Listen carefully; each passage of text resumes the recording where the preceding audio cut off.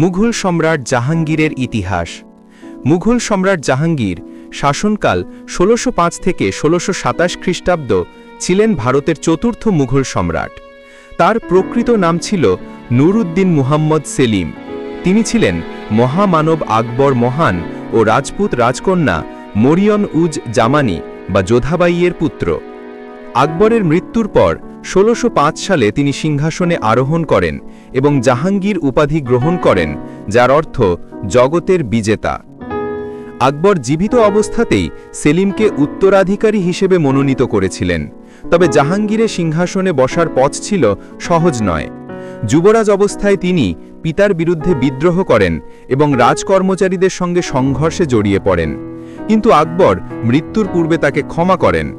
আকবরের মৃত্যুর পর ১৬০৫ সালে সেলিম আনুষ্ঠানিকভাবে দিল্লির সিংহাসনে বসেন এবং জাহাঙ্গীর নামে রাজ্য পরিচালনা শুরু করেন। জাহাঙ্গীরের প্রশাসন মূলত তার পিতা আকবরের নীতির ধারাবাহিকতা বজায় রেখেছিল। তিনি ন্যায় বিচারের প্রতি গভীরভাবে অনুরাগী ছিলেন। তার শাসনের অন্যতম প্রতীক ছিল শৃঙ্খলী আদালত বা ন্যায়ের শৃঙ্খল।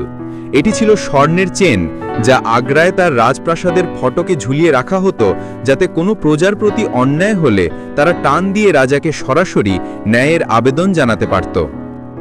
জাহাঙ্গীর সাম্রাজ্যের রাজস্ব, সেনাবাহিনী ও প্রশাসনিক কাঠামোকে সুসংগঠিত রাখতেন। তিনি শিল্প, সাহিত্য ও সংস্কৃতির পৃষ্ঠপোষক ছিলেন। তার রাজদরবারে বহু চিত্রশিল্পী, কবি ও সঙ্গীতজ্ঞ কাজ করতেন। জাহাঙ্গীর নিজে একজন রুচিশীল সম্রাট ছিলেন।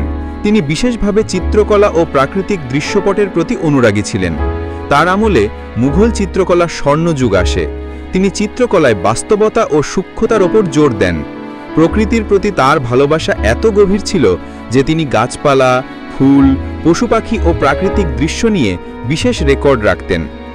জাহাঙ্গীরের আমলে চিত্রশিল্পীরা ইউরোপীয় কৌশল ব্যবহার করে বাস্তবধর্মী প্রতিকৃতি আঁকতে শুরু করেন। উস্তাদ মানসুর ও আবুল হাসান ছিলেন তার দরবারের বিখ্যাত চিত্রশিল্পী। জাহাঙ্গীরের জীবনে সবচেয়ে গুরুত্বপূর্ণ অধ্যায় ছিল তার পত্নী নূরজাহান। তার আসল নাম মেহেরুন নিসা, যিনি পরে নূরজাহান অর্থাৎ জগতের আলো উপাধি পান। তিনি ছিলেন অসাধারণ বুদ্ধিমতী, রাজনৈতিকভাবে সচেতন ও রুচিশীল নারী। ১৬১১ সালে জাহাঙ্গীর তাকে বিবাহ করেন। বিবাহের পর থেকেই নূরজাহান রাজনীতি, প্রশাসন ও দরবারের কার্যক্রমে প্রভাব বিস্তার করতেন। বলা হয়, জাহাঙ্গীরের শেষার্ধের শাসনকাল মূলত নূরজাহানের যুগ নামে পরিচিত ছিল। নূরজাহান রাজকর্মচারীদের নিয়োগ, রাজকীয় আদেশ, এমনকি মুদ্রা জারি পর্যন্ত নিজ নামে করতেন। তার ভাই আসফ খান ও ভাগ্নে শাহজাহান বা প্রিন্স খুররমের উন্নতিতেও তার বড় ভূমিকা ছিল। জাহাঙ্গীরের শাসনকালে কয়েকটি বিদ্রোহ সংগঠিত হয়। এর মধ্যে সবচেয়ে উল্লেখযোগ্য ছিল তার পুত্র খুররমের, পরবর্তীতে শাহজাহানের বিদ্রোহ। নূরজাহান তার প্রভাব বজায় রাখতে নিজের আত্মীয়দের রাজনীতিতে এগিয়ে দেন, যা প্রিন্স খুররমের মধ্যে অসন্তোষ সৃষ্টি করে। তাছাড়া রাজপুত, দাক্ষিণাত্য ও কাশ্মীর অঞ্চলেও বিদ্রোহ দেখা দেয়। আফগান ও রাজপুত বিদ্রোহ দমন করতে জাহাঙ্গীর বহু যুদ্ধ পরিচালনা করেন।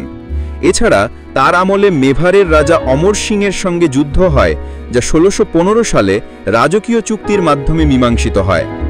জাহাঙ্গীরের শাসনকালে ইউরোপীয় শক্তিগুলোর সঙ্গে বাণিজ্যিক সম্পর্ক গড়ে ওঠে। বিশেষত ইস্ট ইন্ডিয়া কোম্পানির প্রতিনিধি স্যার টমাস রো ১৬১৫ সালে জাহাঙ্গীরের দরবারে আসেন।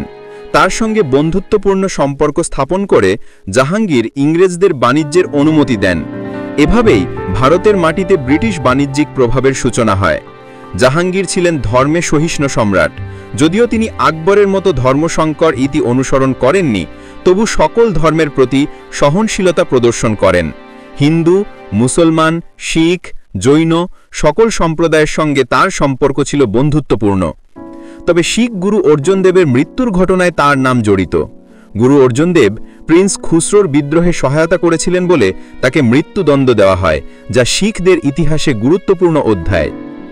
জাহাঙ্গীরের আত্মজীবনী তুজুক-ই-জাহাঙ্গীরি মুঘল ইতিহাসের এক অমূল্য দলিল। এতে তিনি তার জীবনের ঘটনা, শাসননীতি, রাজনীতি ও প্রকৃতি প্রেমের কথা অত্যন্ত সূক্ষ্মভাবে লিখেছেন। এতে তার মানবিক দিক শিল্পবোধ, ন্যায় বিচার ও জ্ঞানপিপাসু মনোভাব স্পষ্টভাবে প্রকাশ পেয়েছে। জাহাঙ্গীরের মৃত্যু। জাহাঙ্গীরের শেষ জীবনে শারীরিক দুর্বলতা ও মদ্যপানের কারণে তার স্বাস্থ্যের অবনতি ঘটে। 1627 সালে কাশ্মীর সফরের পথে ভাইসিন্ড বা লাহোরের কাছে স্থানে তিনি মৃত্যুবরণ করেন। তাকে লাহোরে সমাহিত করা হয়। তার সমাধি জাহাঙ্গীরের সমাধি নামে পরিচিত এবং এটি এখনও মুঘল সাম্রাজ্যের এক অনন্য নিদর্শন। জাহাঙ্গীরের মৃত্যুর পর তার পুত্র শাহজাহান সিংহাসনে আরোহণ করেন, যিনি তাজমহল ও লালকেল্লার মতো স্থাপত্য নির্মাণের জন্য ইতিহাসে অমর হয়ে আছেন।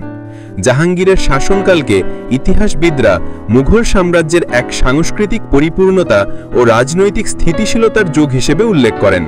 যদিও তিনি মহান যোদ্ধা ছিলেন না, তবু তিনি ছিলেন এক নান্দনিক, ন্যায়পরায়ণ ও রুচিশীল সম্রাট, যিনি শিল্প, সংস্কৃতি ও ন্যায়বিচারের মাধ্যমে ভারতের ইতিহাসে এক চিরস্থায়ী স্থান অর্জন করেছেন। মুঘল সম্রাট জাহাঙ্গীর ছিলেন এমন এক শাসক যিনি যুদ্ধের চেয়ে শান্তিকে বেশি গুরুত্ব দিয়েছিলেন, প্রশাসনের চেয়ে শিল্প ও প্রকৃতিকে ভালোবেসেছিলেন। তার যুগে ভারত এক সাংস্কৃতিক নবজাগরণের সাক্ষী ছিল।